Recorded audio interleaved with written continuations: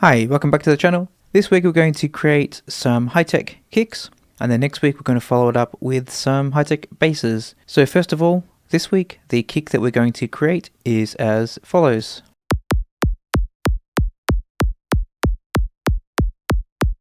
So let's get started. So the first thing to do is the wavetable, go into basic shapes, select the waveframes, these ones we don't want, and then remove.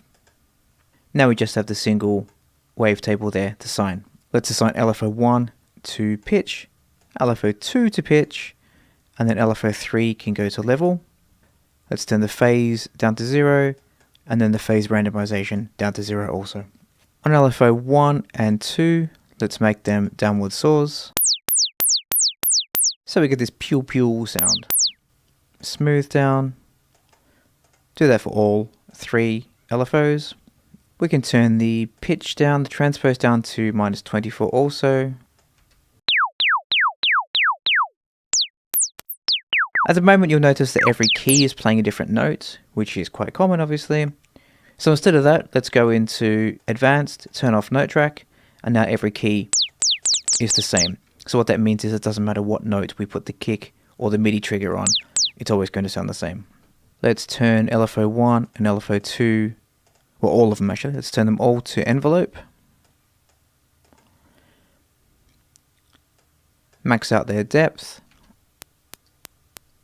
And then you can either do 1/16 or make it a bit longer. I tend to do 1/16 dotted, which means that it's into the next half of the first bass note. But I find that especially important in Hitech when the kick is so short that you need to extend it just a little bit to give it the balls and the oomph. I find that 1/16 is just too short to get any kind of depth in it.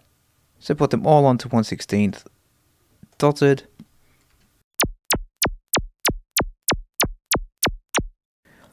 So we're starting to get there, something that starts to resemble a kick. Turn the LFO3 all the way up, but then obviously we need to turn the starting point down to 0.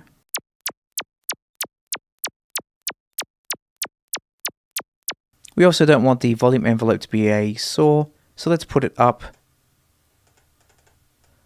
more like a square for now. We'll come back to that. That would just help us to work out the pitch curve. Now the reason for doing 2 LFOs on pitch is just essentially to stack them up so we get the depth of range. And now begins the painful task of drawing in the pitch curve. So essentially you want a very fast attack, and then you want it to tail off at the end. And you need to do them both in tandem.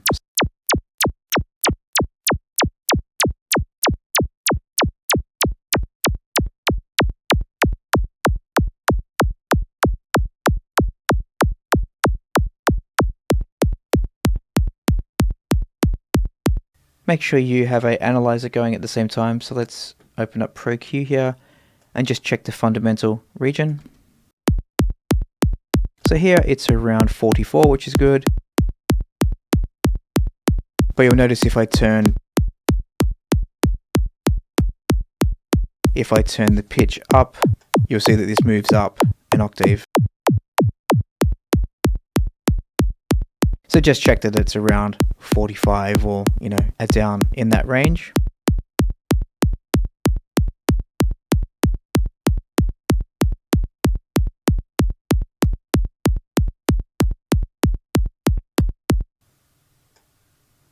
So that's sounding quite good, we're getting there.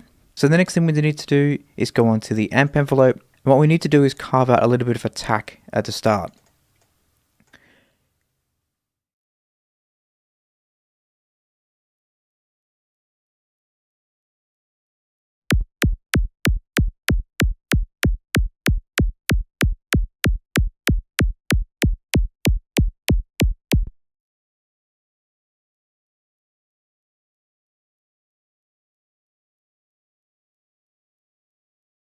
Alright, so after playing around with the envelopes for a while, I now have this.